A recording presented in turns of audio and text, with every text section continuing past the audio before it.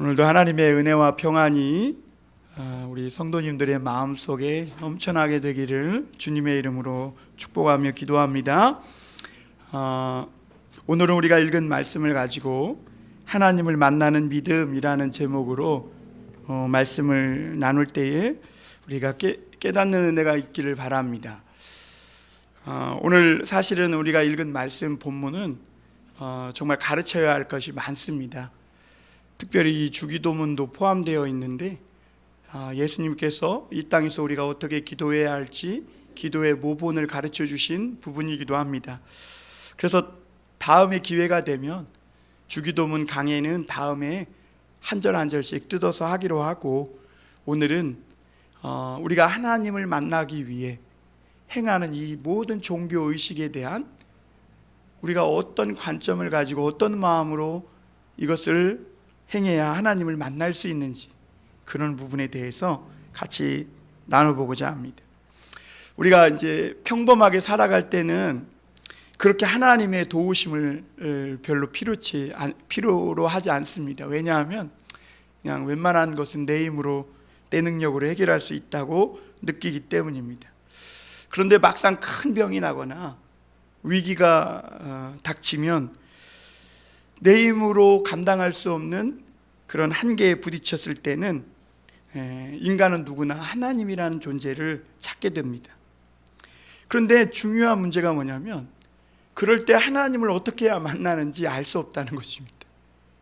하나님을 만나기만 하면 어떻게든지 지푸라기라도 잡는 심정으로 해볼 텐데 모른다는 것이죠. 그래서 좌절하고 극단적인 이런 선택을 하는 경우도 있습니다. 사실 사람들은 인생을 살아가면서 어려운 일을 만나면 종교를 찾아가게 되고, 또 거기에 가면 뭘 해요? 종교 의식을 행하게 되어 있습니다.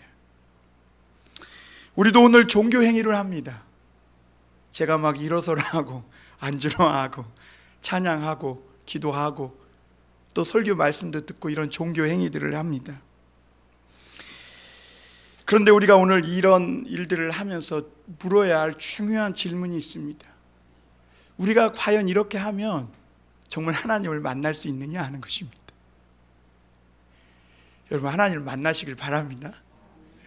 지성소 깊숙이 들어가서 마당 뜰만 밟다가 종교 행위만 앉았다 일어났다만 하지 마시고, 이 시간에 성령으로 임하시는 그런 하나님을 모두 다 만나고 갈 수 있기를 바랍니다. 그래야 우리의 어려운 문제도 해결받는 줄 믿습니다. 사실 지금 우리는 전 세계적으로 어려운 중에 있습니다. 이런 때에 우리가 오늘 예배하고 있는 것이죠. 그래서 오늘 우리는 이 예배 의식을 통해 과연 나는 정말 하나님을 만나고 있는가? 우리는 교회적으로 정말 오늘 하나님께 예배 드리고 있는데 우리 교회가 하나님을 만나고 있는가? 아니면 하나님을 만나기 위해 몸부림치고 있는 것이냐? 한번 물어볼 필요가 있습니다.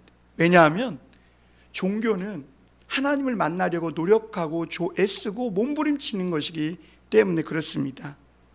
그러나 예수 그리스도교는, 이 기독교는 우리가 몸부림치는 게 아니라 하나님을 만나야 그리고 하나님과 동행하고 임마누엘 하나님을 만나는데 이 의의를 두고 있는 것입니다. 오늘 예수님 말씀은 하나님을 믿는 우리 모두에게 분명히 하나님을 만나는 길이 있다, 이렇게 말씀하십니다. 분명히 하나님을 만나는 길이 있다.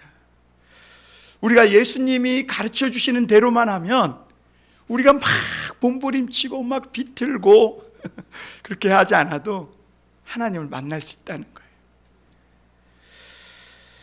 그 하나님은 틀림없이 하나님을 만난다. 그런데 여러분, 인간이요, 하나님을 만나는 문제는 굉장히 예민한 문제라는 거예요. 우리가 저 러시아나 저 위쪽에 그 알래스카 같은 데 가면 오로라를 보잖아요. 근데 이 오로라를 만나기도 굉장히 어렵답니다. 하물며 하나님 만나기가 쉽겠어요? 죄인된 인간이 만날 수도 없죠. 인간이 하나님을 만나는 건 정말 예민한 문제이기 때문에 오늘 예수님은 이 모든 일을 시작하면서 1절에서 사람에게 보이려고 그들 앞에서 너희를 행하지 않도록 주의하라 하시면서 주의하라 이렇게 말씀하세요. 주의하라. 주의가 필요하다는 것입니다. 예수님은 우리가 어떤 부분만 주의하면 누구나 차별 없이 다 하나님을 만나는 길이 있다라고 하십니다. 여러분, 오늘 우리 그냥 왔다 가지 마시고 정말 이 시간에 하나님을 만나시고 내 인생의 어려운 문제 하나님 만나면 분명히 해결된다는 이 믿음으로 예배 드리시고 은혜 받으시길 바랍니다. 첫째, 그러면 하나님을 만나는 길은, 만날 수 있는 길은 무엇이냐 하는 것입니다. 여러분, 인간은 언제부턴가 하나님을 만나는 길을 상실했습니다. 그래서 하나님을 오랫동안 만나지 못한 채 살아왔어요. 인간적으로는요, 자연적인 인간적인 상태로는 하나님의 존재조차 깨닫지 못합니다. 그 하나님을 만난다. 그런데 그런 인간이 하나님을 만난다. 상상도 못할 일이라는 것이죠. 우리 인생은 그럼에도 불구하고 하나님의 도움이 필요합니다. 큰 병에 걸렸거나 내 인생에 큰 위기가 닥쳤을 때 그런 일들이 우리 인생에는 너무나 많이 일어나고, 그리고 하나님의 도움이 오늘도 사실 절실히 필요한데 비극이 뭐예요? 하나님을 많은 인간들이 만날 수 없다는 데 있는 것입니다. 하나님은 그런 인류에게 하나님을 만날 수 있는 길을 가르쳐 주셨는데 이스라엘이라는 이 작은 나라의 이 역사를 통해서, 또 그들이 가지고 있는 이 성경, 그 성경을 통해서 죄인된 인간이 어떻게 하나님을 만날 수 있는지 유일한 길을 우리에게 가르쳐 주신 것입니다. 하나님이 이 성경을 통해 인간에게 먼저 가르쳐 주신 것은 이거예요. 인간은 하나님의 형상대로 지음받았다는 거. 그리고 하나님이 생육하고 번성하도록 막 모든 축복을 다 주신 존재가 인간이라는 사실을 가르쳐 주고 있습니다. 그런데 어느 날 하나님과 인간 사이에 큰 사건이 터져버린 거예요. 여러분, 사람과 사람 사이도 사건이 터지면 어때요? 껄끄럽잖아요. 불편하고. 그리고 그 상처가, 그 사건이 크면 클수록 상처가 되고 힘들어지게 되는 것이죠. 하나님과 인간 사이도 그래요. 인간이 교만해서 하나님의 말씀을 불순종하였고, 죄가 인간에게 들어온 이후에 하나님은 우리 인간과 함께 있고 싶지만 그럴 수 없는 거예요. 그리고 또 인간의 마음에는요, 하나님을 굉장히 싫어하는 마음을 갖게 된 거예요. 여러분, 하나님 사랑하세요? 이게 은혜예요, 이게. 여러분, 저 밖에 나가서 길거리 다니는 사람에게 하나님 계시냐고, 하나님 존재에 대해서, 하나님 사랑하냐고 물어보세요. 존재 자체도 모를 뿐만 아니라 인간이 하나님을 좋아한다, 그거는 정말 기적이라는 것이죠. 인간의 이 마음에는 범죄한 이후에 하나님을 굉장히 적대적이고 싫어하는 마음이 오게 된 것입니다.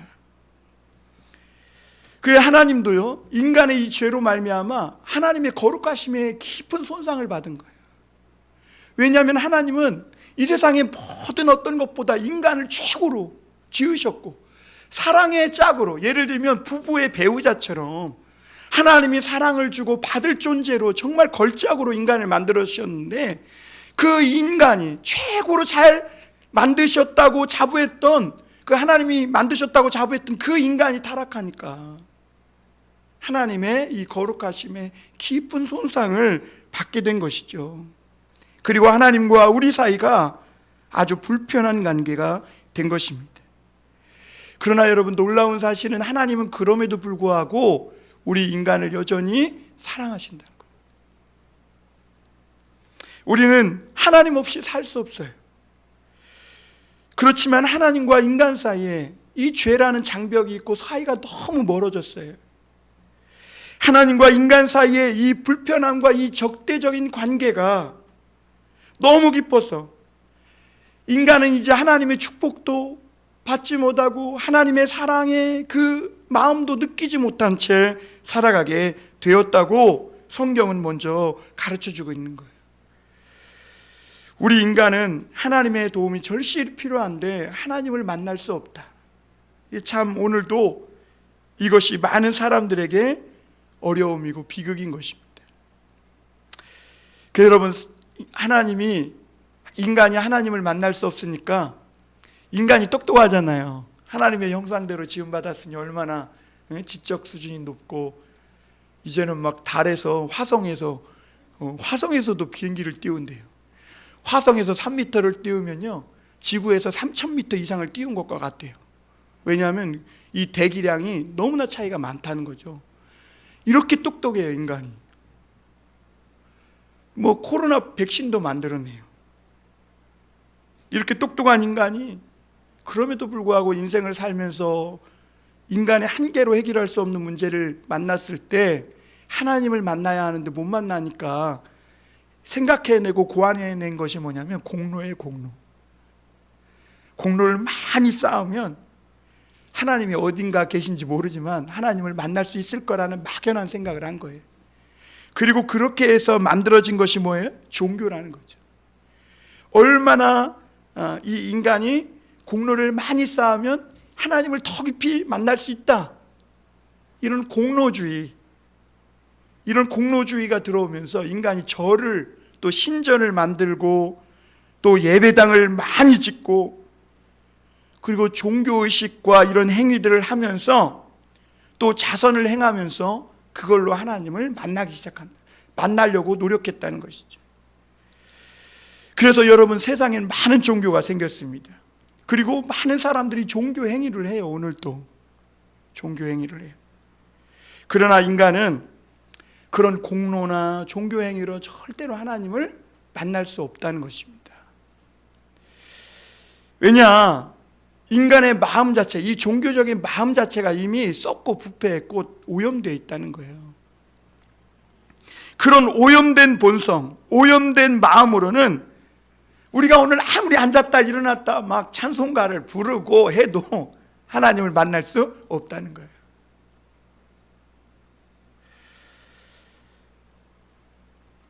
왜냐하면 이 오염되어 있는 인간의 마음에 하나님이 들어오실 수도 없을 뿐만 아니라 그런 부패한 사랑과 하나님을 함께 하실 수 없기 때문에 그래요. 하나님은 주고 싶어요. 사랑하고 싶어요. 하나님은 만나주고 싶어요. 그러나 안 되는 거예요. 그런데 하나님의 이 사랑이 인간의 모든 오염과 부패를 걷어낸 거예요. 그리고 그걸 뚫고 하나님이 찾아오신 거예요. 그리고 하나님을 만날 수 있는 길을 하나님이 스스로 자기 생명을 내놓고 그 길을 열어주신 거예요. 이것을 이스라엘 백성을 통해, 또 오늘 우리가 쥐고 있는 이스라엘 백성들이 가졌던 이 성경을 통해 오늘날 인류에게 가르쳐 주신 것이죠. 하나님은 노예였던 이스라엘 백성을 이집트에서 끌어내셨고 홍해를 건너게 하셨습니다. 그리고 시내산 불붙는 가운데에서 하나님은 말씀을 주시고, 그리고 하나님의 만날 수 있는 유일한 길을 모세를 통해 가르쳐 주셨습니다. 그 길이 뭐냐? 양과 소나 이런 짐승을 잡아 그 피를 흘리고 그 잡은 짐승은 다 태워서, 완전히 다 태워서 하나님 앞에 제사하는 길입니다. 그러면 이 인간이 하나님을 만날 수 있다는 거예요. 그런데 이것이 인간에게는 너무나 이해가 안 돼요. 양이나 소, 그러니까 못 먹는 짐승 같으면 괜찮은데 양이나 소는 인간이 키우고 기르는, 또 맛있게 먹는 가축이잖아요. 짐승이잖아요. 그런데 이 양이나 소를 잡으면 왜 이것을 다 태워 없어버려야 하는지, 이것을 먹고 그냥 이것을 길러서 그래야 이 인간에게 득이 되지, 이걸 왜 다 태워드려야 하는지 인간들은 잘 이해를 못했다는 것입니다. 그런데 이스라엘 백성들에게 놀라운 사실은요, 하나님이 말씀하신 것이 이해는 안 되지만 그 말씀을 그냥 믿음으로 순종했더니 하나님을 만날 수 있는 길이 열려졌다는 것입니다. 여러분, 하나님께서 이 양과 소를 죽여서 피 흘려 태워서 제사 드리게 한 데에는 두 가지 큰 의미가 있다고 말씀하십니다. 첫째가 인간은 자신이 지은 죄를 스스로 책임질 수 없기 때문에 그렇게 하신 것입니다. 인간은 죄인이에요.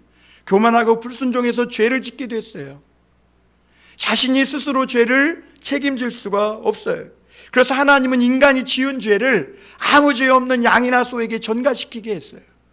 그리고 그 양의, 그 소의 피를 흘려서 그 피를 뿌리게 했고, 그 양을, 그 짐승을 다 태워서 하나님 앞에 드림으로 인간이 스스로 책임질 수 없으니까 하나님 자신이 그 죄를 다 책임져 주시고 하나님께서 죄를 없이 해 주신 것입니다.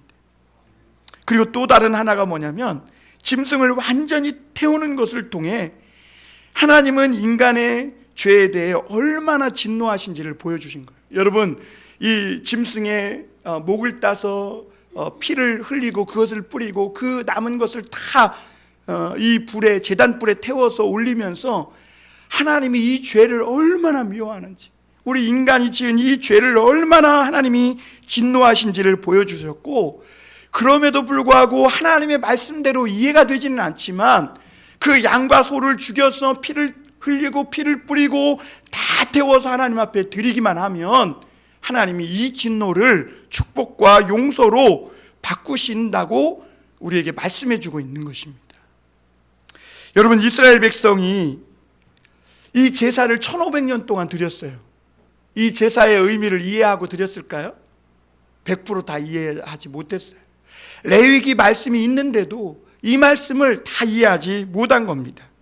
그런데 하나님의 말씀이니까 그냥 이것을 순종했을 때 막 죄가 용서되는 거예요. 하나님의 거룩함이 임해요. 그리고 막 감동이 임하기 시작하면서 그 악한 본성이 착한 본성으로 바뀌고 하나님의 마음이 임하기 시작하는 거예요. 이걸 보면서 이스라엘 백성들은 그 자기의 진중에 재앙이 물러가고 진노가 물러가고 하나님의 축복이 임하는 것을 보게 된 거예요. 그래서 이 제사를 이스라엘 백성들은 1500년 동안 하나님 앞에 행해온 것입니다. 그 뒤에, 그리고 이 1500년 뒤에 누가 오셨냐면 하나님의 아들이 오신 거예요. 이 땅에. 그분이 예수님이십니다. 하나님의 아들이 우리를 위한 영원한 번제 제물이 되셔서 이 땅에 오셔서 우리와 하나님 사이를 화목케 하는 화목 제물이 되어주신 것이죠. 그 양과 소를 죽여 피 흘리고 태우는 것은 장차 앞으로 오실 이 하나님의 아들 예수 그리스도를 준비하는 과정이었음을 하나님은 오늘 구약 성경을 통해 우리에게 가르쳐주고 있는 거예요. 하나님의 아들은 육신으로 오셨습니다. 그래서 우리의 모든 죄를 다 짊어지시고 십자가에서 달려 그 물과 피를 다 쏟으셨어요. 마치 양과 소가 그 목이 따져서 물과 피를 다 쏟듯이 쏟으셨어요. 그리고 주님은 그 뜨거운 태양에 온몸이 다 타들어갔어요.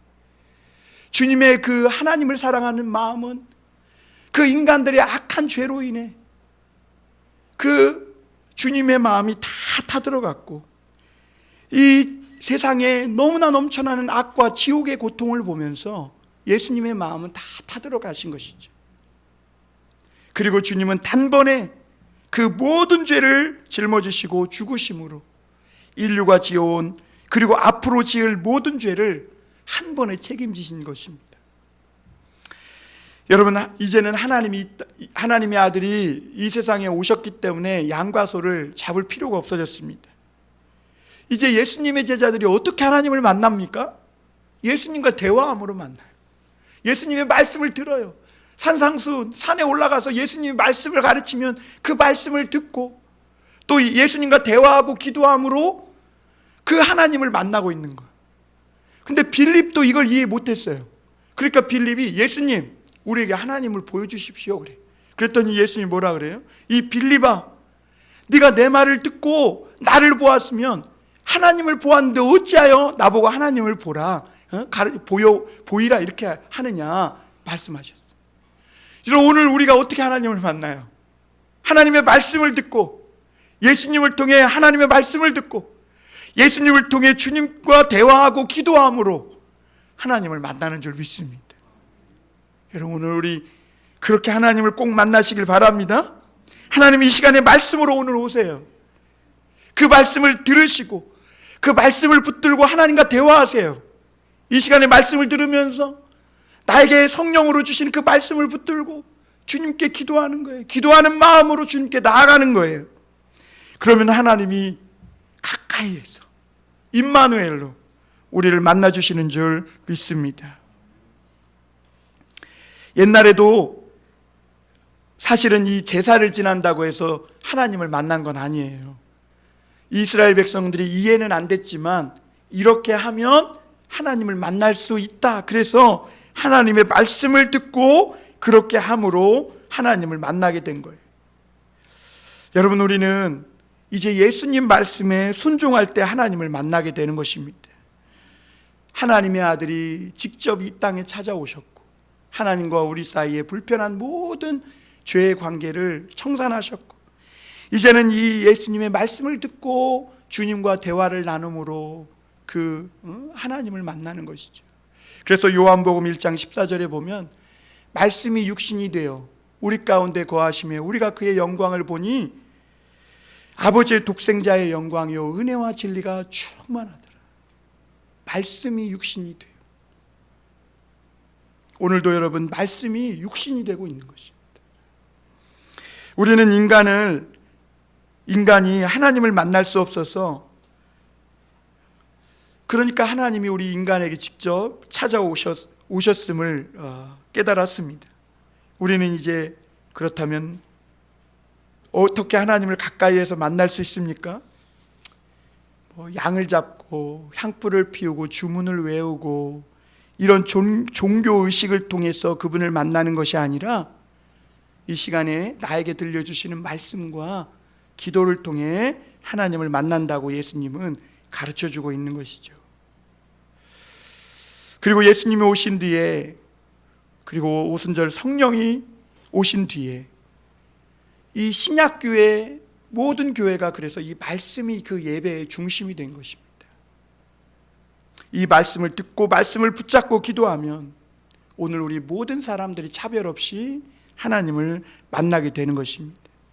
왜냐하면 예수님이 말씀으로 이 세상에 하나님의 모든 신성, 모든 능력, 축복을 다 가지고 오셨기 때문입니다. 그러면 우리는 또 질문이 들어요. 그러면 예수님이 하나님이라는 증거가 어디 있냐는 거죠. 그리고 예수님을 말씀을 듣고 기도하면 그것이 하나님을 만난다는 증거가 뭐냐는 거예요.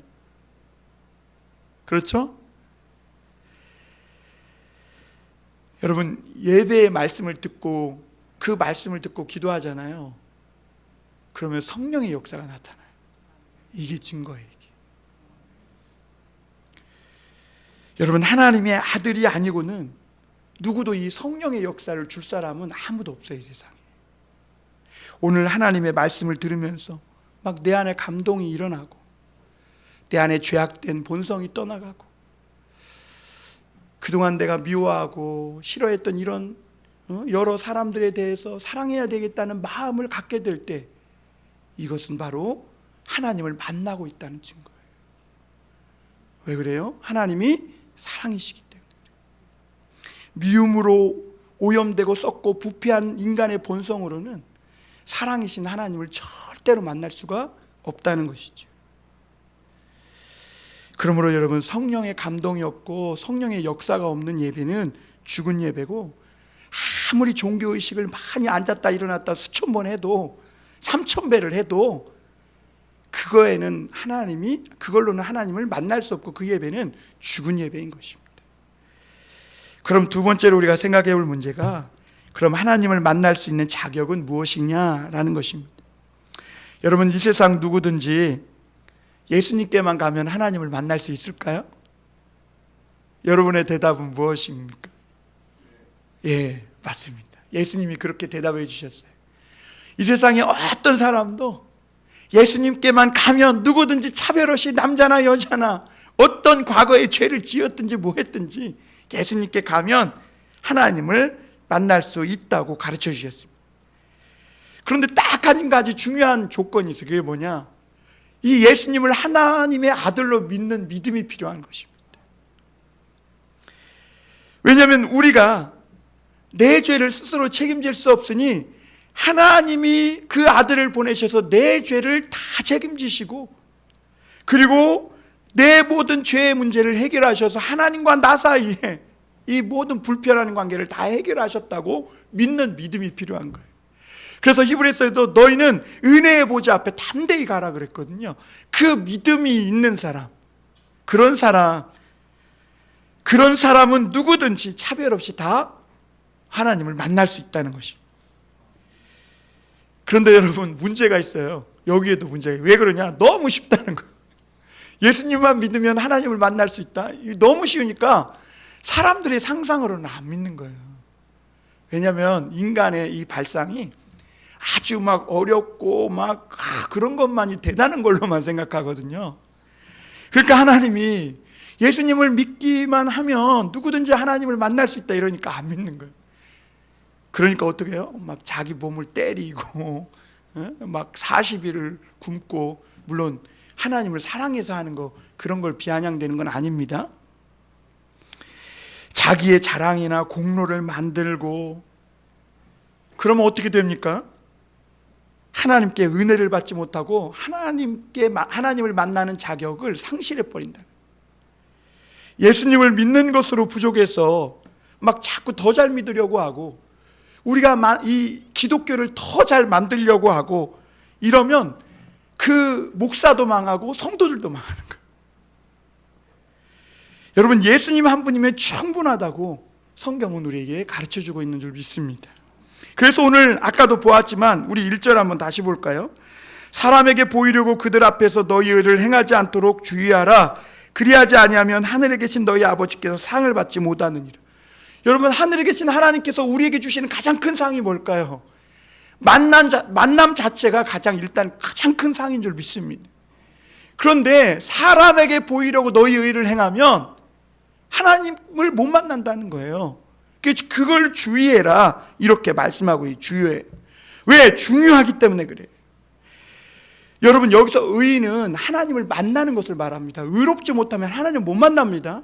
여기서 의인은 내가 세상에서 뭐 착한 일을 하고 이게 아니라 내가 하나님을 만나고 하나님께서 나를 영접하고 받아들여 줌을, 하나님이 나를 받아들여진 그런 사람, 그것을 의라고 말하고 있는 것입니다.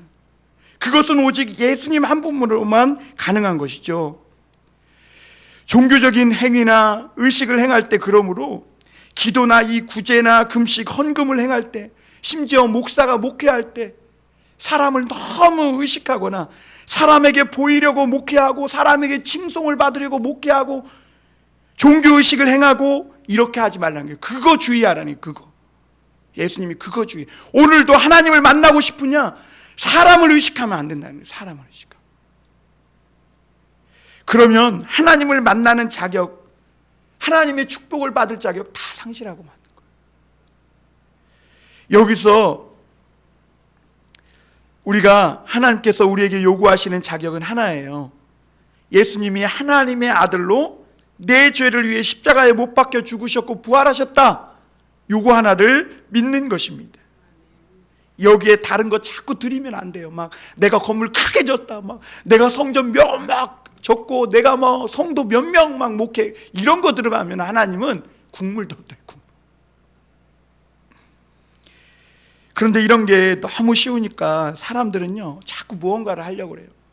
성전을 막 20층 빌딩으로 지으려고 하고, 더 화려한 뭐 막 하려고 하고요. 자기의 노력, 공로를 자꾸 덧붙이려고 해요. 교회도 이 예배 때 성도들을 너무 신경 쓰니까 예수님을 올바로 더 분명하게 전해야 되겠다 이런 생각은 안 하고, 막 화려한 영상 틀어주고 막 불 껐다 켰다 하고 사람의 감성을만 자극하려고 막 엄청난 프로그램과, 심지어 어떤 교회는요, 제 교회는 아니에요, 초 단위로 끊어가지고 불 끈다, 불 켠다, 뭐 영상 튼다. 그 전도사들 매뉴얼이 있다 그래요. 그걸 보고 방송실에서 막 그거 하나 놓쳤다가는 목사님한테 그냥 큰일 나는 거예요. 이게 다 뭐예요? 그렇게 하나님 못 만난다는 거예요. 예수님만 믿고 구원받기 너무 쉽다고 생각해서 자꾸 예배를 너무 복잡하게 생각하고 막 세상에서 유명한 연예인들 데려다가 간증시키고, 이게 좋은 게 아닙니다, 여러분.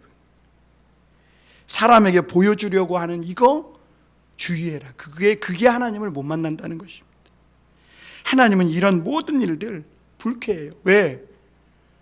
하나님의 아들이 하늘 보좌까지 버리고 이 땅에 오셔서 죽었는데 그렇게 하라고 죽은 게 아니잖아요. 그냥 그 예수님, 나를 위해 하늘 보좌 버리고 이 땅에 오셔서 내 죄를 위해 죽어주신 그 예수님께 감사하고 그 은혜를 깨닫는 마음 하나면 족한 거예요.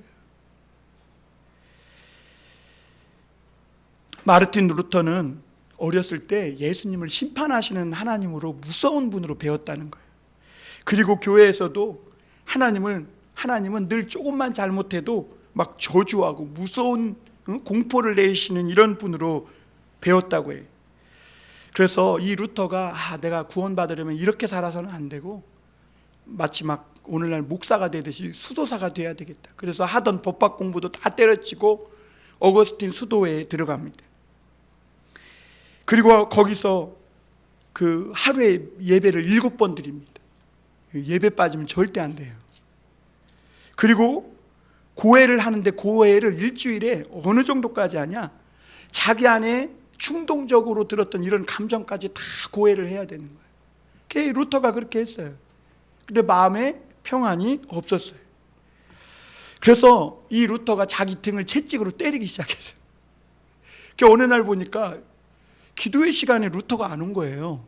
그래가지고 어떻게 된 일인가 그래 루터 방에 가봤더니 자기 몸을 너무 채찍으로 때려가지고 피투성이가 돼갖고 의식을 잃고 쓰러져요. 그 수도사가 너무 그러니까 이 루터를 친구와 함께 로마로 보내게 되었다는 거예요. 거기서 좀 새로운 마음으로 한번 시작해 보라고. 거기 가니까 빌라도의 계단이 또 있는 거예요. 루터가 어떻게 해야 돼요? 그 빌라도의 계단을 무릎으로 막 피투성이 된 채 올라가는 거예요. 이 빌라도의 이 계단을 나는 이렇게 올라갈 수 없다는 거예요. 예수님이 이 계단을 어떻게 밟았는데 나는 예수님보다 못할지언정 피투성이로 이렇게 올라가야 되겠다, 이런 마음으로 무릎으로 기어 올라간 거죠. 그래도 마음이 평안이 없는 거예요. 너무너무 괴로운 거예요. 그래서 스토원 원장이 그 루터에게 이렇게 말했다고 합니다.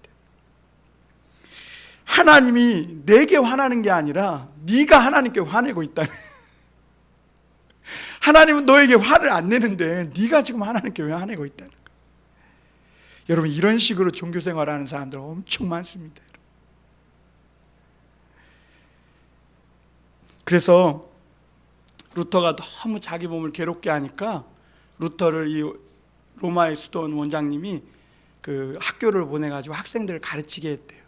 그래서 루터가 거기서 학생을 가르치려고 시편과 로마서를 연구하면서 예수님이 이런 분이 아니구나. 예수님은 사랑의 목자고 사랑이 많으신 분이구나. 하나님은 심판하시는 무서운 분이시기도 하지만 그런 분이시기 전에 우리를 사랑하시는 사랑의 목자구나라는 것을 깨닫게 되었다는 것입니다. 그리고 이것을 믿으면 우리는 하나님을 만나는데 아무 부족함이 없다는 것을 깨닫고 루터는 그때서야 비로소 마음의 평안을 얻고 오직 의인은 믿음으로 말미암아 사는구나 라는 것을 깨달았다는 것입니다. 여러분, 당시 로마 가톨릭은요 최고의 성당을 짓기 위해서 막 면죄부를 팔고 있었다는 거예요. 지나쳐가지고. 왜? 돈이 부족하니까 최고의 걸작품 성당을 짓기 위해 면죄부를 팔았다는 거예요. 그런데 사실 이 루터가 종교개혁을 일으키려고 일으킨 게 아니랍니다. 이 면죄부를 파는 것이 성경적으로 옳으냐 이 논쟁을 하기 위해서 95개조 그 질문을 만들어가지고 비텐베르크 성당에 붙였는데 그때 라틴어로 써서 붙였다는 거예요. 그런데 당시 일반 사람들은 라틴어를 읽을 수가 없었답니다.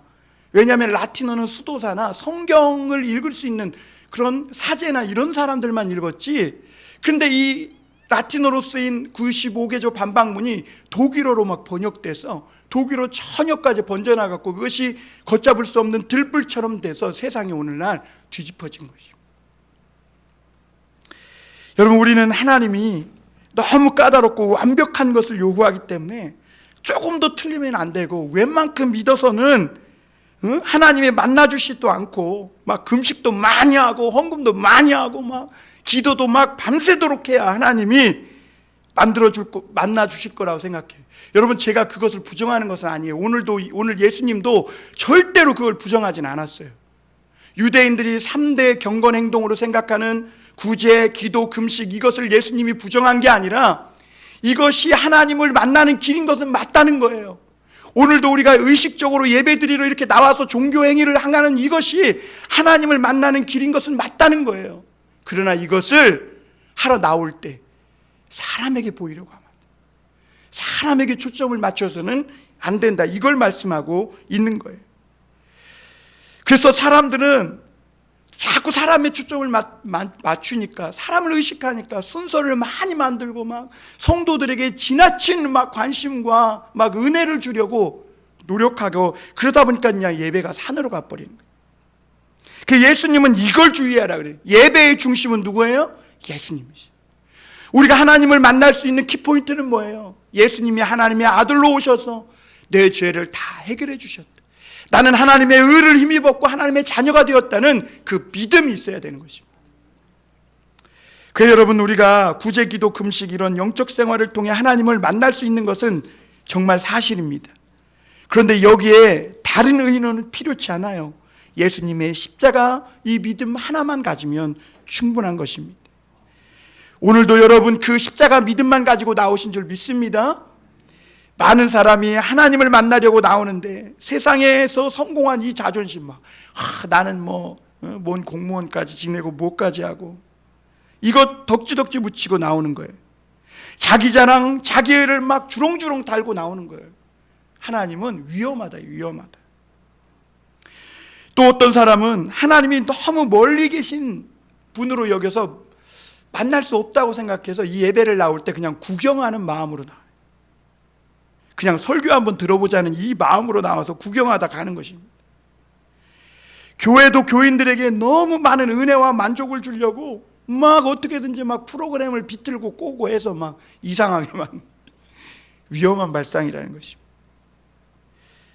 하나님의 아들 예수님이 세상에 오셨기 때문에 아까 주님이 빌립에게 가르쳐준 대로 오늘 예수님의 이 설교를 통해 말씀을 듣고, 그리고 그분과 기도하고 이 시간에 주님께 내 마음을 아뢰고, 그러면 여러분 이미 하나님을 만나고 있는 줄 믿으시길 바랍니다.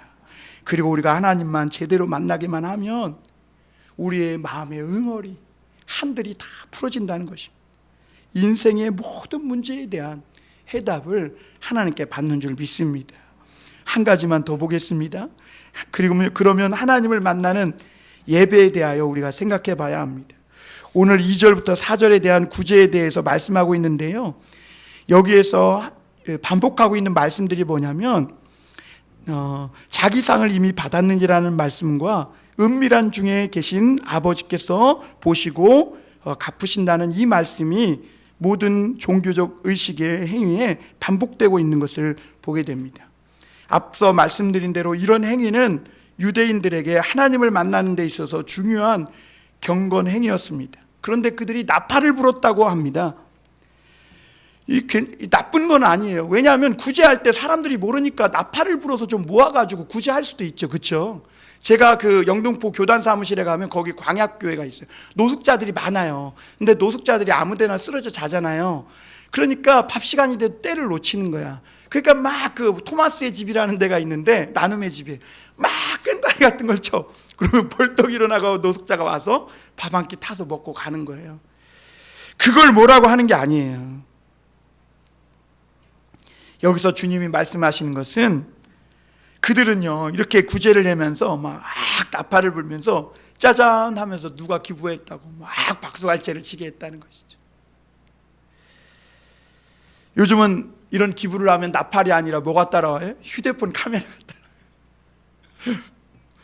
그게 나쁘지만은 않지만 사실 사람들의 호주머니를 여는 것이 쉬운 일이 아니에요. 그래서 어떻게 보면 동기유발 일석이조일 수는 있어요. 그러나 여러분, 예배에 있어서만큼은 절대로 그렇게 하면 안 된다. 예배에서는 자기 자랑, 자기 공로, 자기 의는 절대 안 된다고 주님이 반복해서 말씀하고 있는 거예요. 여러분, 오늘 우리가 하나님께 예배할 때 하나님이 너무 멀리 계신다고 생각해서 만나기를 아예 포기하고 그냥 넉넉고 구경만 하다가 가는 예배가 되지 않도록 하시길 바랍니다. 또한 반대로 하나님께 예배 관종처럼 예배에 관심을 끌기 위해 너무 막 몸을 몸부림치고 막 그럴 필요도 없다는 거예요. 우리가 막 하나님의 관심을 끌기 위해 막 몸을 비틀고 기도 막 오래 하고 헌금 많이 이러지 않아도 하나님은 이미 우리에게 관심이 많으세요. 그걸 믿으시길 바라요. 하나님은 이미 우리에게 관심과 사랑이 많으신 분이세요. 그래서 우리가 이런 종교의식을 행할 때 하나님이 어떻게 보시냐면 막 하나님을 만나기 위해 몸부림치는 게 아니라 마치 연인 간에 부부 간에 서로만 간직하고 싶은 비밀 사랑의 행위로 보는 거예요. 여러분, 연인이나 부부는 둘만 아는 비밀의 그런 사랑스러운 몸짓 제스처가 있어요. 그런데 이거를 막 동창회 가서 막 나팔 불고 밖에 가서 나팔 불고 그런 사람은 뭐라 그래? 미친놈이에요, 미친놈. 그러니까 그러면 안 된다는 거예요. 하나님은 굉장히 기분 나쁘다는 거예요. 예배 드리러 모일 때 한 명 한 명 하나님은 연인처럼 하나님의 사랑의 짝처럼 만나주시고 그런 심정으로 우리를 대해주고 있는데, 하나님과 우리 사이에 이런 모르는 눈물 흘린 기도와 찬송을 하나님께 드리고 나서 그걸 막 사람들에게 알리고 떠들면 하나님은 굉장히 불쾌하신다. 여러분, 그건 예배가 아니라 드라마고 연출이 된다는 것입니다. 하나님을 만나려면 오늘 우리가 그런 것들을 주의해야 한다, 이렇게 말씀하고 있는 것입니다. 요즘 시대의 예배와 신앙을 살펴보면 머리로는 예수님의 말씀이 가득 차 있습니다. 그런데 예배 드리는 자세를 보면 굉장히 위험할 때가 많은 게 사실입니다. 두 가지입니다. 멀리 하나님이 계시다고 생각해서 하나님을 맨날 만날 생각조차 안 하고 그냥 교회만 왔다 갔다 하는 분이 있는 거예요. 그런가 하면 또 어떤 이들은, 믿음 좋다는 이들은 너무 하나님을 가까이 만나려고 막 너무 막 그러고, 교회는 또 성도들에게 막 하나님을 만나게 해주려고 막 감성을 자극하고 불 껐다 켰다 하고 막 너무 프로그램으로 복잡하게 예배를 만들어 간다는 것이죠. 주님은 그런 예배를 역겨워하신다, 이렇게 말씀하고 있는 것입니다. 하나님은 오늘 말씀하세요. 은밀한 중에 계신다. 그러므로 아버지는 우리가 은밀한 중에 믿음으로 구제하고 믿음으로 기도하고 믿음으로 찬송하고 예배하는 이들에게 은밀하게 만나서 상을 주신다, 이렇게 말씀하고 있는 줄 믿습니다. 아무리 사람들의 시선에서는 우리가 은밀하게 행해서 벗어날지 모르지만 하나님의 시선에서는 벗어날 수가 없다는 것입니다. 그러므로 사랑하는 성도 여러분, 오늘 하나님만 바라보시고 하나님께만 은밀하게 나아가서 하나님께만 예배하고 하나님께 우리 사랑의 고백을 드리는 저와 여러분이 되길 바랍니다. 우리는 하나님을 만나기 위해 이 시간에 하늘에 올라갈 필요도 없고 땅속에 내려가기 위해 몸부림칠 필요도 없습니다. 오늘 이 시간에 예수님이 나를 위해 오신 하나님의 아들로 믿고, 다른 사람은 몰라도 하나님은 내 모든 것을 다 아시고 나를 잘 알고 계시고, 그리고 나를 만나기 위해 찾아오셨다는 것을 믿고 나아가야 할 줄 믿습니다. 믿음이 없이는 하나님을 기쁘시게 하지 못하나니 하나님께 나아가는 자는 반드시 그가 계신 것과 또한 자기를 찾는 자들에게 상 주시는 이심을 믿어야 할지니라 했습니다. 아무리 내가 초라하고 가난해도 하나님은 외모를 보지 않으세요. 믿음을 보시고 반드시 만나주시고 응답해 주세요. 하나님은 우리의 외모가 아니라 중심을 보시는 하나님이시기 때문에 그래요. 오직 하나님만 바라보는 이 예배로 우리 모든 성도들 다 하나님 만나시고 큰 상을 받는 성도들이 되시길 주님의 이름으로 축원합니다. 기도하겠습니다. 사랑의 하나님,